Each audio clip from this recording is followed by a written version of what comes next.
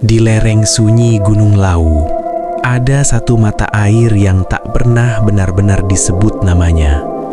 Warga hanya menyebutnya Sendang Napas Ketiga. Konon, siapapun yang datang dengan niat tak bersih akan kehilangan sesuatu. Bukan harta, bukan nyawa, tapi napasnya.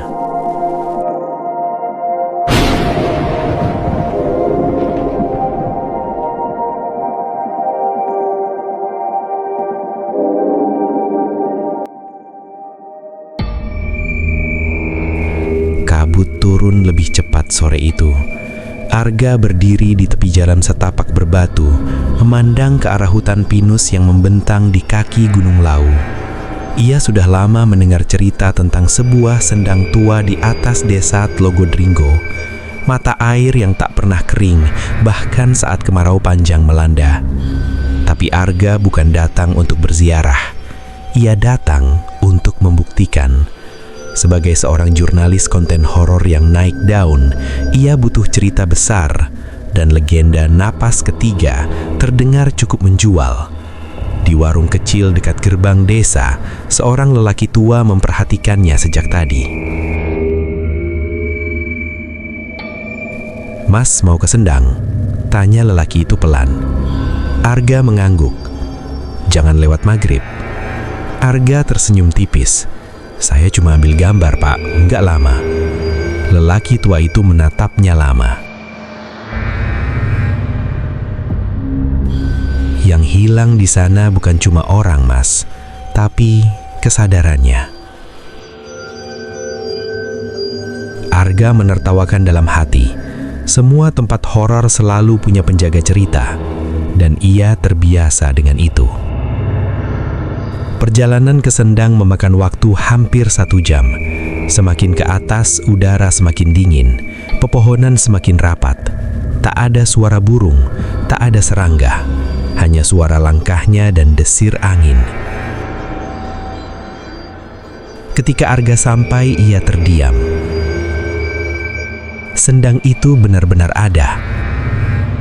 Airnya jernih, tapi anehnya tak memantulkan bayangan langit. Permukaannya gelap, seperti kaca hitam. Di sisi kiri, ada pancuran batu tua berbentuk wajah samar. Wajah itu terkikis waktu tapi seolah tersenyum. Arga mengeluarkan kameranya. "Ini dia, teman-teman, Sendang Napas Ketiga," ucapnya pelan ke arah lensa. Angin tiba-tiba berhenti, sunyi. Lalu terdengar suara, seperti seseorang menarik napas panjang. Arga berhenti bicara. Ia menoleh ke kiri. Tak ada siapa-siapa. Di desa ada cerita yang tak pernah dituliskan, bahwa manusia hanya diberi 2 napas oleh alam. Napas pertama saat lahir, napas kedua saat ia memilih jalannya sendiri, dan napas ketiga bukan milik manusia. Konon, Sendang itu adalah tempat perjanjian lama, tempat manusia meminta lebih dari yang seharusnya. Dan untuk setiap permintaan, ada harga. Arga mendekat ke tepi Sendang. Ia berlutut. Permukaan air tenang. Ia melihat bayangannya sendiri. Lalu, bayangan itu tersenyum. Arga tidak. Ia mundur cepat. Permukaan air bergetar. Dari dalam air muncul gelembung kecil. 1, 2, 3. Suara napas terdengar lagi. Kali ini tepat di belakangnya. Arga menoleh cepat. Kosong.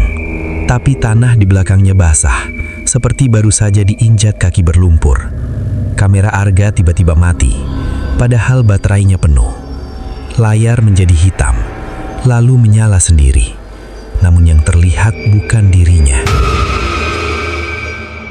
melainkan sosok berdiri di belakangnya, tinggi, kurus, berbalut kain putih lusuh. Wajahnya rata, tanpa mata, tanpa hidung, tanpa mulut. Arga membeku. Perlahan Perlahan ia merasakan hembusan dingin di pengkuknya. Sudah 2, bisik suara berat. 2 apa? Arga berlari. Hutan terasa berubah. Jalan setapak yang tadi jelas kini bercabang banyak. Kabut turun drastis. Ia terengah-engah. Setiap kali ia menarik napas, dadanya terasa sesak, seperti ada yang menahan udara di paru-parunya. Di antara kabut, ia melihat siluet warga desa. Mereka berdiri diam, menatapnya. Wajah mereka pucat, kosong, dan serempak. Mereka menarik napas panjang. Suara itu bersamaan, seperti satu makhluk raksasa yang hidup. Di waktu lain, tahun-tahun lalu, desa itu hampir mati karena kekeringan. Tanah retak, panen gagal, anak-anak sakit. Seorang sesepuh naik ke lereng memohon pada yang tak terlihat. 3 malam ia bersemedi. Arga tersandung akar. Ia jatuh tepat di depan sendang lagi. Tak mungkin. Ia merasa sudah lari jauh. Air sendang kini berwarna kemerahan. Di permukaan air, ia melihat potongan-potongan bayangan. Wajah orang-orang. Orang hilang yang pernah ia baca di forum. Pendaki. Pencari konten, pencari pesugihan. Mereka semua ada di dalam air, dan mereka semua tidak bernapas. Dan di malam ketiga, suara datang dari dalam bumi. Air akan kembali, tapi manusia tak boleh tamak. Air muncul, sendang lahir, desa selamat. Tapi setiap beberapa tahun, ada yang hilang. Dan selalu orang yang datang dengan niat mengambil lebih. Sosok tanpa wajah kini berdiri di seberang sendang. Tangannya menunjuk dada Arga. 2 sudah kau pakai, bisiknya. Arga teringat. Napas pertama saat ia lahir. Napas kedua saat ia memilih jalan hidupnya, meninggalkan keluarga demi ambisi. Dan kini, ia datang untuk mengambil cerita. Mengambil keuntungan dari tempat yang bukan miliknya. Yang ketiga bukan untukmu. Suara itu menggema. Arga mencoba berbicara. Tak ada suara keluar. Dadanya makin sesak. Air sendang beriak. Tangan-tangan pucat muncul dari dalamnya. Mereka meraih kaki Arga. Dingin. Licin. Ia menjerit tanpa suara. Sosok tanpa wajah mendekat. Perlahan retakan muncul di wajahnya. Dan dari retakan itu, terlihat wajah Arga sendiri. Dengan senyum yang sama seperti bayangan di air tadi. Tempatmu di sini, bisik suara itu. Keesokan paginya, warga desa menemukan kamera di tepi jalan setapak. Basah, rusak, tak ada jejak Arga. Hanya bekas tanah lembab seperti seseorang berdiri lama di sana. Di sendang, air kembali jernih, tenang, seolah tak pernah terjadi apa-apa. Tapi jika diperhatikan, ada satu bayangan tambahan di dalamnya. Seorang pria dengan ransel, diam, menatap ke atas, menunggu. Konon jika kau berdiri di sendang napas ketiga saat kabut turun dan kau menarik napas dalam 3 kali, pada tarikan ketiga, akan ada yang menarik balik dari dalam dadamu. Bukan udara, tapi sesuatu yang lebih dalam. Dan jika kau mendengar suara berbisik, sudah 2. Jangan pernah mencoba yang ketiga. Karena napas ketiga bukan milik manusia.